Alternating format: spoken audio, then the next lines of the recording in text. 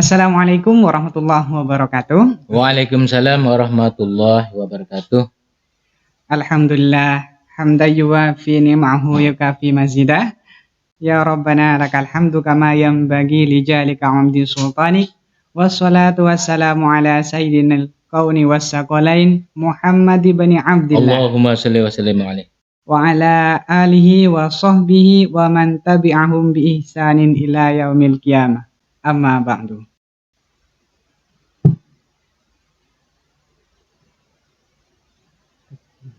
Alhamdulillah, pada kesempatan ini kita bisa menyaksikan bersama dalam acara An-Nur Podcast Tren Kajian Ramadan. Bersama saya Hamidun, 30 menit ke depan nantinya kita akan berbincang-bincang bersama. Di samping saya ada Ustadz Junaidi, beliau merupakan praktisi Jam'iyah Ruqyah Aswaja Kota Probolinggo dengan mengusung tema Sehat ala Rasulullah. Baiklah, untuk Ustadz Junaidi, waktu dan kami persilahkan. Terima kasih Ustaz Hamidun.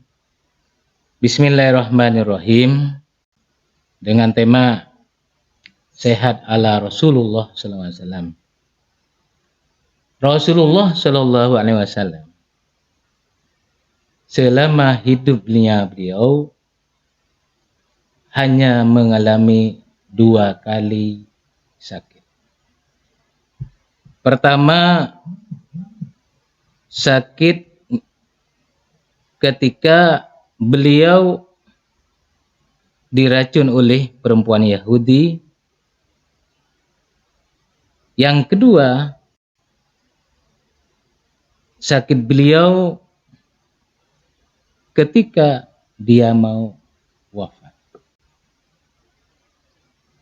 Lalu apa titipnya beliau sehingga Rasulullah bisa hanya mengalami 2 kali sakit? Rasulullah SAW adalah panutan kita.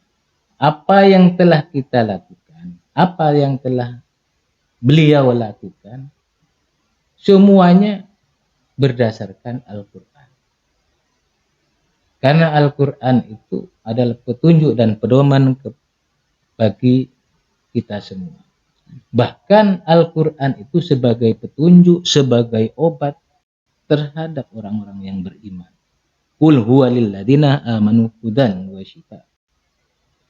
Al-Quran adalah sebagai petunjuk dan sebagai obat bagi orang-orang mukmin. Dari sanalah kita bisa menjaga kesehatan kita, bahkan bukan sehat dohir saja, termasuk batiniah kita yang perlu sehat. Kita dohir sehat, tapi batin kita tidak sehat. Wah, banyak uangnya tapi hatinya deg-degan. Badannya sehat, gemuk dan sebagainya, tapi pikirannya kemana-mana. Itu namanya sehat, bukan sehat dohir batin. Yang diinginkan kita yaitu sehat sebagaimana Rasulullah menjaga kesehatan, yaitu sehat dohir dan batin. Dalam dohirnya Rasulullah itu apa yang telah kita lakukan sebenarnya? Cuma waktunya saja yang perlu dicontoh. 1. Rasulullah selalu tidak begadang. Begadang jangan begadang. Itu betul kata Rhoma Irama. Ya. Begadang itu tidak bukanlah menyanyi atau gimana. Jadi berbicara yang tidak ada manfaatnya itu namanya begadang. Mulghoh. Pembicaraan yang sia-sia itu mulghoh, begadang namanya. Kalau Rasulullah itu rata-rata kesehariannya sampai jam 21.30 atau setengah 10 rata-rata. Ada hadisnya. Jam setengah 10 Rasulullah tidur, jam 3 bangun untuk melaksanakan sholat malam. Itu dalam keseharian rata-rata. Meskipun Rasulullah dalam satu hadis yang lain ada yang menyebutkan ya kalau pembahasan ilmu berkumpul dengan sahabat sampai begini ya ada juga, tapi tidak menjadi sebuah rata-rata itu. Jadi kalau ada yang terpenting oleh Rasulullah dibahas melebihi dari jam setengah 10 malam. Disitulah kita kalau kita meniru Rasulullah ini insya Allah badan kita terjaga dari segala macam penyakit. Kata Rumah Irama itu, jangan sering terlalu malam. Gimana lanjutnya Ustaz? Badan kita ya ada Ustadz yang tahu itu ya. Nomor 2, sering berpuasa. Berpuasa itu Rasulullah biasa Senin Kamis. Karena puasa itu adalah memiliki manfaat yang luar biasa, yang sangat penting bagi kehidupan kita, jantung kita. Makanya dalam bulan puasa Ramadan ini betul-betul kita melakukan puasa yang berkualitas.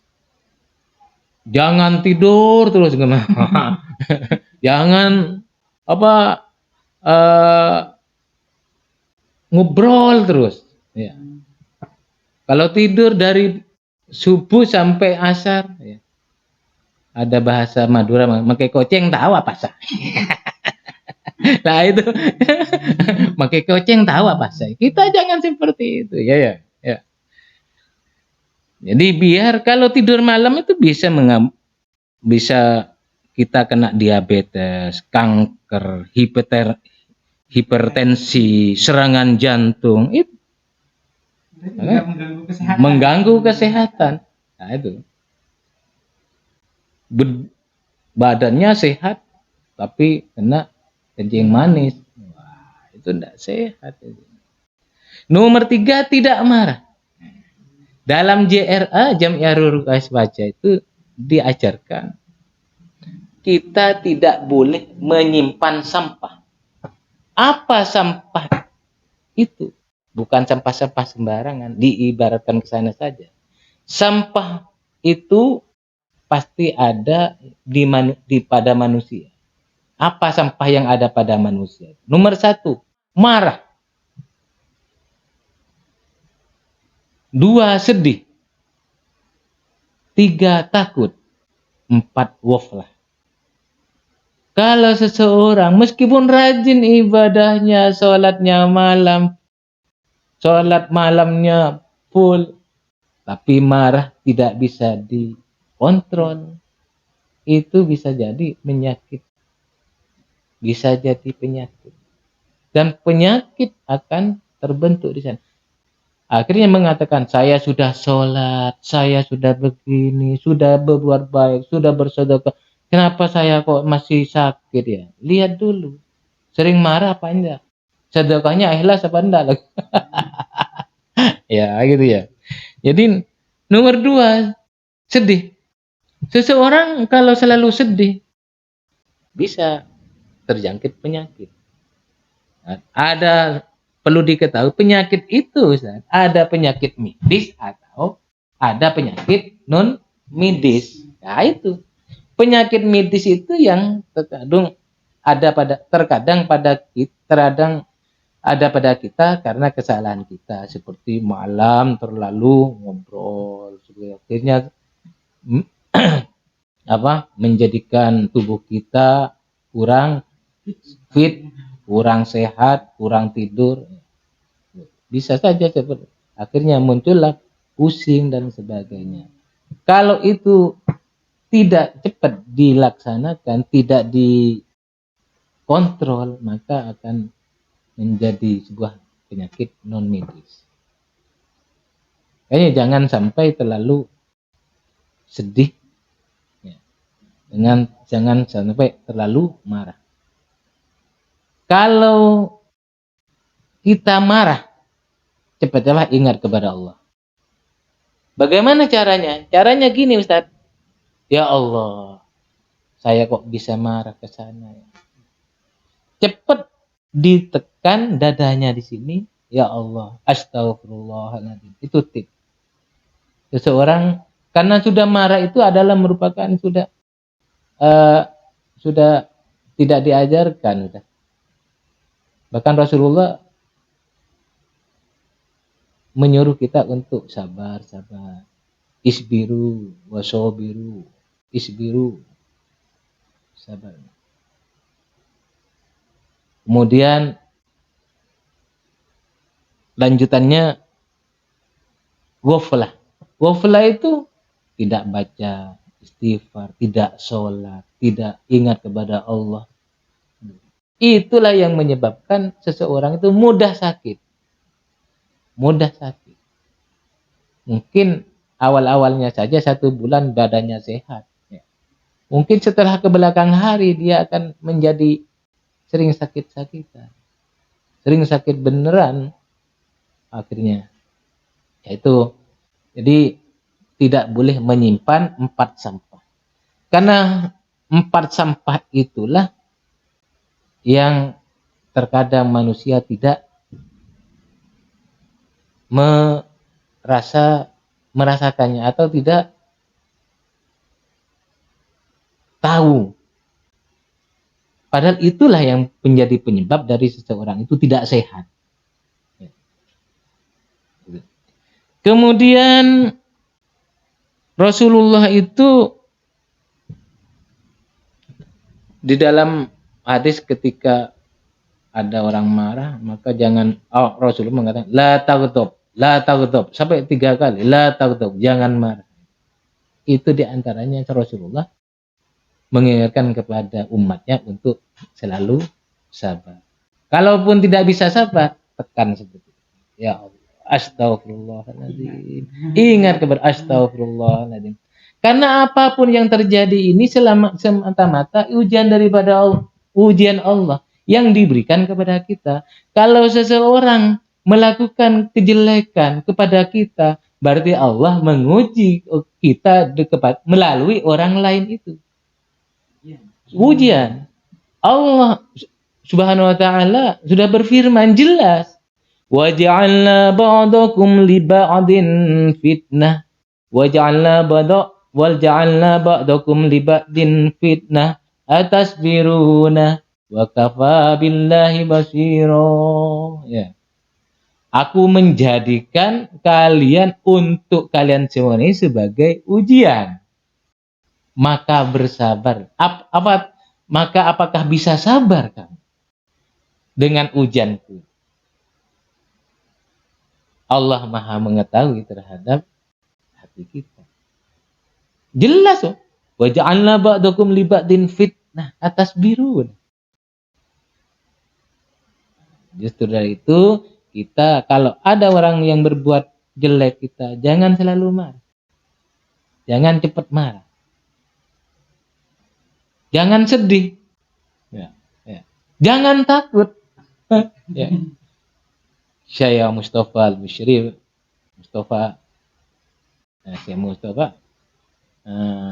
mengatakan, jika kamu merasa tersakiti oleh orang lain, maka jangan cepat-cepatlah kamu marah.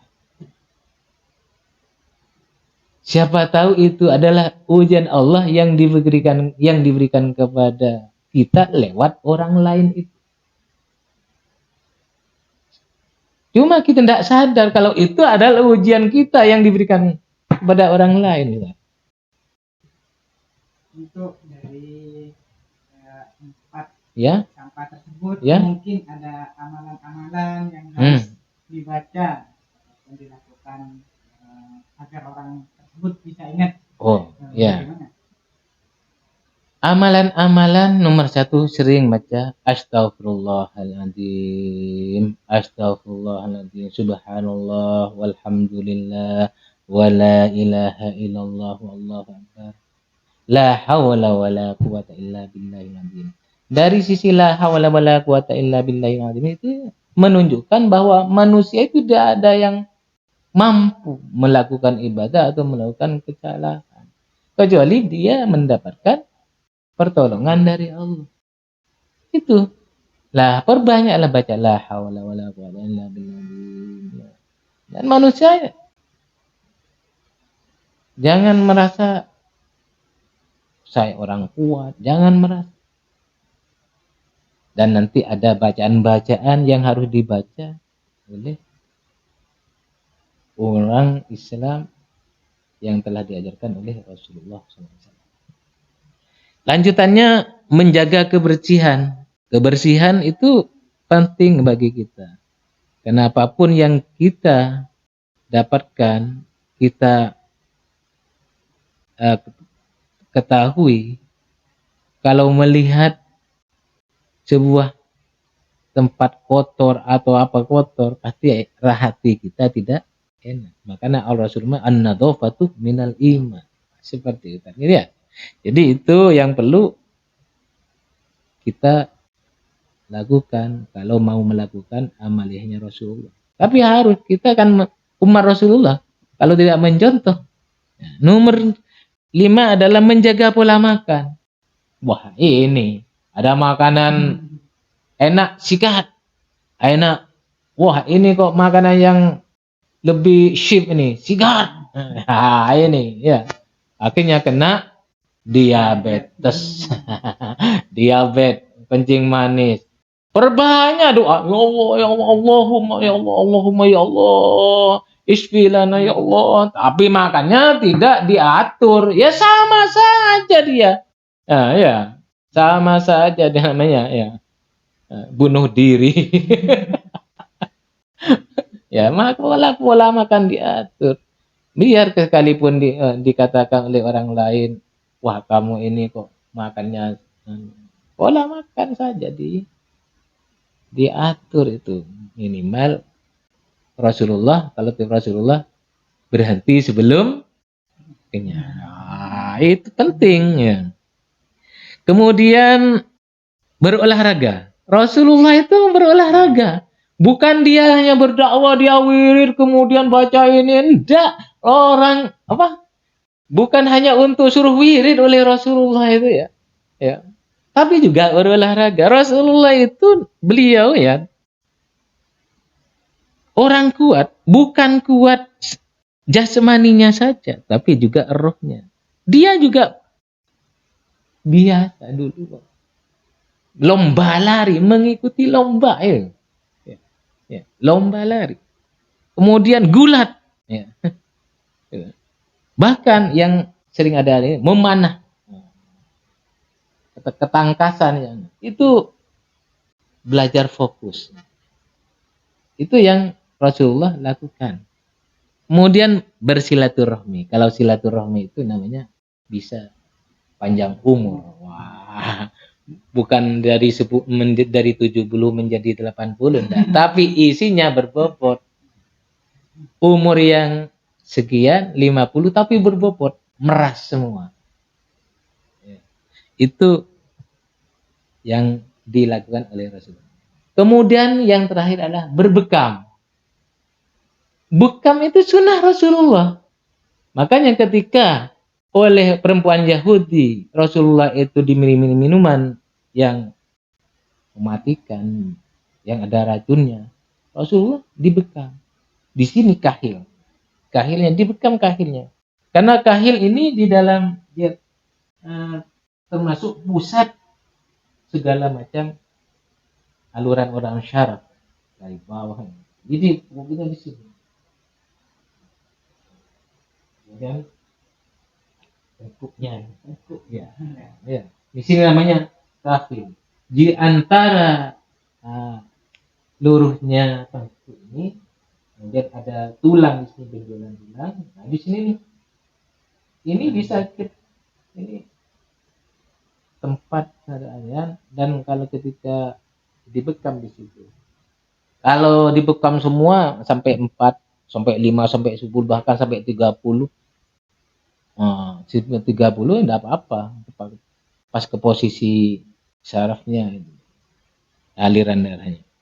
Jadi bekam itu bisa menyebabkan, meringankan penyakit, bahkan bisa menyembuhkan dengan perantara bekam itu. Kemudian juga Rasulullah di samping bekam juga sering meminum minuman herbal. Apa minuman? Madu, habbasyaudah gitu. Kemudian ada dulu kebanyakan pakai besi panas, tapi Rasulullah tidak menganjurkan untuk pakai besi panas seperti itu. Itu di antara tip-tip Rasulullah, sehat ala Rasulullah. Dan jangan lupa apa yang disampaikan oleh Rasulullah, baca kul a'udzu birabbil falaq dan kul a'udzu birabbin nas, ya. Itu dua yang harus baca, kul a'udzu birabbil falaq, kul a'udzu birabbin nas. Di dalam jam'iyah ruqyah saja diajarkan baca sholawat tibil kulut. Allahumma sholli ala sayyidina Muhammadin tibil qulubi wa dawaiha wa afiyatil abdani wa shifaiha wa nuril abasari wa diyaiha wa kutil arwahi wa ghidaiha wa ala alihi wa sahbihi wa sallim. Ini dianjurkan oleh Rasulullah. Kemudian setelah itu yang pertama shalawat tibil kursi, shalawat sifat. Yang kedua apa? Fatihah, membaca Fatihah. Ini amalan yang ditanyakan oleh Ustaz Hamidun barusan. Al-Fatihah. Al-Fatihah, bismillahirrahmanirrahim, alhamdulillahirabbil alamin, arrahmanirrahim, maliki yaumiddin, iyyaka na'budu wa iyyaka nasta'in. Iyyaka na'budu wa iyyaka nasta'in, dibaca 7 kali. Iyyaka na'budu wa iyyaka nasta'in, iyyaka na'budu wa iyyaka nasta'in, iyyaka na'budu wa iyyaka na'budu. Setelah saya 7 kali, ihdinas siratal mustaqim, siratal ladzina an'amta 'alaihim ghairil maghdubi 'alaihim waladdallin, amin. Selesai. Ya. Nomor 3 baca ayat kursi. Allahu la ilaha illa huwal hayyul qayyum la ta'khudhuhu sinatun wa la naum, sampai pada wala ya'uduhu hifdhuhuma wa huwal aliyyul azim. Ayat terakhir wala ya'uduhu hifdhuhuma wa huwal aliyyul azim dibaca 7 kali. Wala ya'uduhu hifdhuhuma wa huwal aliyyul azim, wala ya'uduhu hifdhuhuma wa huwal aliyyul azim, wala ya'uduhu hifdhuhuma wa huwal aliyyul azim, dan sampai 7 kali. Setelah itu baca Al-Ikhlas. Qul huwallahu ahad, Allahus samad, lam yalid wa lam yulad wa lam yakul lahu kufuwan ahad 1 kali. Atau 3 kali tidak apa-apa. Katanya kalau 3 kali sama dengan apa Ustaz? Khatam Al-Qur'an. Yaitu. Kemudian yang keempat adalah, yang kelima adalah baca kul a'udzu birabbil falaq. Kul a'udzu birabbil falaq min syarri ma khalaq wa min syarri ghasikin idza waqab wa min syarri naffatsati fil 'uqad. Pada waktu min syarri naffatsati fil 'uqad dibaca 7 kali. Min syarri naffatsati fil 'uqad wa min syarri naffatsati fil 'uqad wa min syarri naffatsati fil 'uqad 7 kali. Wa min syarri, lanjutkan terakhir, wa min syarri hasidin idza hasad, diulangi lagi. Qul a'udzu birabbil falaq min syarri ma khalaq wa min syarri ghasikin idza waqab wa min syarri naffatsati fil 'uqad wa min syarri naffatsati wa min syarri naffatsati wa min syarri naffatsati wa min syarri hasidin idza hasad. Qul a'udzu birabbil falaq min syarri ma, 3 kali. Qul a'udzu birabbil falaq min syarri ma khalaq wa min syarri ghasikin idza waqab wa min syarri naffatsati fil 'uqad wa min syarri naffatsati wa min syarri naffatsati 7 kali. Lanjutkan wa min syarri hasidin idza hasad. Terus terakhir An-Nas. Qul a'udzu birabbin nas, malikin nas, ilahin nas, min syarril waswasil khannas, alladzi yuwaswisu fi sudurin nas. Alladzi yuwaswisu fi sudurin nasnya 3 kali. Alladzi yuwaswisu fi sudurin nas, alladzi yuwaswisu fi sudurin nas, alladzi yuwaswisu fi sudurin nas, minal jinnati wan nas. Ulangi lagi sampai 3 kali. 3 kali. Qul a'udzu birabbin nas, malikin nas, ilahin nas, min syarril waswasil khannas, sampai seperti tadi. Alladzi yuwaswisu fi sudurin nas, alladzi minal jinnati. Ulangi lagi. Qul a'udzu birabbin nas, malikin nas, ilahin nas. Itu yang disampaikan oleh Rasulullah. Itu untuk kesehatan rohani kita. Biar jasmani dan rohani sama-sama sehat. Tidak kena penyakit medis dan juga tidak kena penyakit non medis. Non medis itu berupa kena santet, kena guna-guna, kena sihir dan lain sebagainya. Kena ajem pote. Ya itu. Kalau insya Allah ya, lalu tapi caranya harus begini. Ada cara itu ada gelas Ustaz, gelas. Minta tolong Ustaz. Nah, caranya begini, di dalam membaca barusan ini diisi air. Nah, diisi air sekiranya jari telunjuknya masuk nyentuh ke air. Lalu baca, ya Allah, lindungi hamba Allah dari segala macam penyakit baik medis atau non medis. Langsung baca sholawat, syifa, Allahumma sholli ala sayyidina Muhammadin bil qulub dan seterusnya. Lalu Fatihah dan seterusnya. Ya karena seperti tadi. Kemudian surat ayat kursi dan seterusnya seperti tadi itu. Kemudian Al-Ikhlas sampai selesai. Qul a'udzu birabbil falaq 3 kali seperti barusan. Terakhir qul a'udzu birabbin nas 3 kali seperti barusan. Lalu berdoa, ya Allah, 3 kali, ya Allah, ya atau 7 kali, ya sampai mantap, ya Allah, ya Allah, ya Allah. Jadikanlah air ini sebagai perantara terhadap kesembuhan tubuh hamba, ya Allah. Jika di dalam tubuh hamba ada penyakit medis atau non medis berupa santet, berupa sihir, berupa tenung, berupa panah, berupa penyakit ain, ya Allah mohon keluarkanlah semua penyakit ini ya Allah dan sembuhkan hamba ya Allah. Ya Allah. Lalu diulang 2 kali tidak apa-apa cuma ya Allah. Karena kesembuhan itu ada pada diri manusia sendiri. Ya. Jadi minta sembuhan, minta kepada Allah. Masa minta sembuh? Tidak akan mau sembuh. Ya. Tidak akan. Pasti serius. Kalau kena sakit. Jadi langsung, ya Allah, dengan izin-Mu, ya Allah, dan ridho-Mu, dan kuasa-Mu, ya Allah. Sembuhkan hamba, ya Allah. Langsung terakhir, innama amruhu idza arada syai'an ayyakula lahu kun fayakun. Fa subhanalladzi biyadihi malakutu kulli syai' wa ilaihi turja'un. Disebul, makanya dinamakan ruqyah. Ruqyah itu artinya subuh, menyuwuk diri wajib karena disunahkan karena dianjurkan. Ya, katakanlah Muhammad, kan gitu. A'udzu birabbil falaq, aku berlindung dari Tuhannya semesta alam. Qul a'udzu birabbin nas, aku berlindung dari Qul a'udzu birabbin nas. Aku minta perlindungan kepada Allah. Terus terakhir minal jinnati, dari golongan jin dan golongan manusia. Langsung.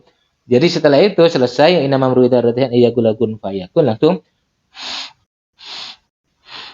itu langsung setelah itu dihirup udaranya, dibuang ke arah kiri.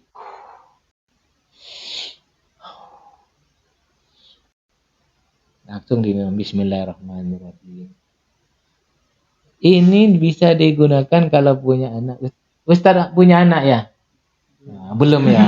Ini kalau punya anak bisa diminumkan kepada anaknya atau kepada ibunya atau tetangganya yang sakit.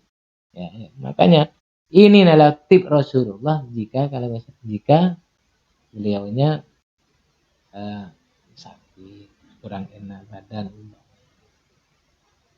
Sudah setelahnya minumkan. Kalau bisa diginikan, wah, taruh langsung mana yang sakit pusing. Wah, gitu ya. Kalau pusing banyak, kalau banyak hutangnya, nah, lain itu. Jangan terlalu enjoy saja kalau punya hutang. Tapi kalau Ustadz insya Allah masih belum punya hutang. Itu terima kasih itu seperti itu diantaranya tip ala Rasulullah. Sebenarnya banyak tip-tip yang lain agar kita selalu diberi kesehatan oleh Allah Subhanahu Wa Taala. Tip-tip sebenarnya ini adalah sebuah perantara karena kita kalau tanpa ada perantara ya kita berarti kurang usaha. Tidak ada usaha namanya. Allah itu tidak hanya mau minta nasi ya Allah, saya lapar ya Allah. Ya kan kakan tibi. Ya. Anda langsung ya kita harus cari nasi. Sebelum kalau tidak ada nasi, kok ada beras, ambil saja seperti itu. Lalu dimasak. Masih begitu. Itu perantara agar kita menjadi kenyang. Itulah dari saya itu mungkin yang lainnya mungkin dari berbagai macam ulasan saya ada yang perlu ditanyakan tadi ya Mungkin tadi amalan-amalan yang ya disampaikan Ustaz itu apakah bisa dibaca untuk semua orang? ya tidak usah ijazah karena ini langsung ijazah Rasulullah. Jadi Rasulullah saya itu menyampaikan begini berarti sudah itu diijazah oleh Rasulullah.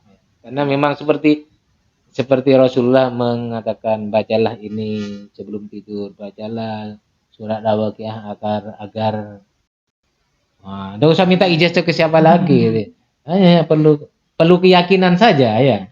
Yang penting punya rasa iman kita kepada Allah, bahkan apa yang terjadi di dunia ini semata-mata kehendak Allah. Kepada Allah lah kita meminta dan kita kembali. Untuk perbedaannya ayat ruqyah ini dengan ayat yang lainnya itu gimana, Pak? Ayat ruqyah itu macam-macam. Karena ayat ruqyah itu ada yang mengandung ayat pembaka. Ada mengandung ayat siksa. Soalnya di dalam tubuh kita itu ada makhluk yang tidak kasat mata, yang terkadang kita tidak tahu. Karena kita memang tidak diberitahu oleh Allah kalau ada makhluk kasat mata. Kecuali Allah yang maha mengetahui. Apa makhluk yang tidak kasat mata itu? Di antaranya jin. Jin pun itu ada yang nakal, ada yang Islam, ada yang kafir, ada yang Hindu seperti itu. Nah, itu kita berlindung kepada Allah. Jangan berlindung kepada dukun atau siapa. Dokter itu sebagai perantara untuk menyembuhkan. Jangan kita tidak boleh percaya kepada dokter yang menyembuhkan. Peruqyah juga begitu. Saya sebagai peruqyah kalau dimintai untuk meruqyah, saya katakan kalau sembuh jangan sampai mengatakan saya disembuhkan oleh Pak Jun. Jangan. Saya pasti mengatakan Allah yang menyembuhkan. Kembalikan sampean kepada Allah. Saya hanya sebagai perantara dan perantara. Seperti sampean lapar, oleh saya diberikan nasi. Kenyang akhirnya. Tuh. Terus terkait waktu ya. Mungkin ada tips-tips untuk menjaga kesehatan. Ini kan juga bulan Ramadan. Betul. Gimana sebagai penutup sebagai penutup kita begini. Marilah kita dalam bulan puasa ini selalu menjaga dari makanan-makanan yang haram. Makanlah apa yang kita makan dari perkara yang halal, yang bergizi. Terus minum juga yang halal juga bergizi. Akhirnya pengaruh makanan tersebut kepada Allah cepat diberi. Kita memohon kepada ya Allah, jadikanlah hamba ini orang yang beruntung di dunia dan akhirat. Berilah hamba ya rezeki yang halal yang bermanfaat. Tembus karena apa yang diminum dan yang dimakan adalah dari perkara yang halal. Kemudian jangan lupa selawat. Selawat itu penting. Selawat kepada Rasulullah SAW. Apa macam-macam, selawat Fatih dan selawat apa. Jadi kita duduk-duduk ya, ketika bulan puasa, kalau tidak ada aktivitasnya, baca selawat. Apa selawat Jibril sallallahu ala Muhammad sallallahu ala Muhammad sallallahu ala, atau baca selawat Ibrahim. Allahumma shalli ala Muhammad kama shallaita ala sayyidina Ibrahim wa ala ali fil alamin innaka Hamidum Majid. Jadi saya simpulkan, saya sampaikan bahwa ruqyah itu secara lafaz itu adalah suhu. Ya. Jadi mantra atau jampi-jampi itu secara bahasa. Secara maknawi, ruqyah adalah jika seseorang membaca doa, kesembuhan disertai tiupan tanpa adanya ludah, sehingga pada hakikatnya setiap muslim itu bisa meruqyah. Jadi setiap muslim itu pada akhirnya bisa meruqyah sendiri. Dong, yang tidak sama itu keyakinannya itulah. Jadi orang itu kok hafal ayat kursi, tapi ketika dibacakan kepada orang lain kok tidak masuk-masuk karena keyakinannya beda. Nah, beda. Dia meyakini karena untuk bisa dihafal, bukan untuk membentengi diri orang lain atau dirinya sendiri. Jadi disitulah letak perbedaan antara bacaan Al-Quran yang dibuat ruqyah dan yang dibaca hanya sekedar untuk mendapatkan pahala untuk memperbaiki bacaan. Sebenarnya Al-Quran itu bukan hanya diperbaiki bacaan. Jadi pertama Al-Quran itu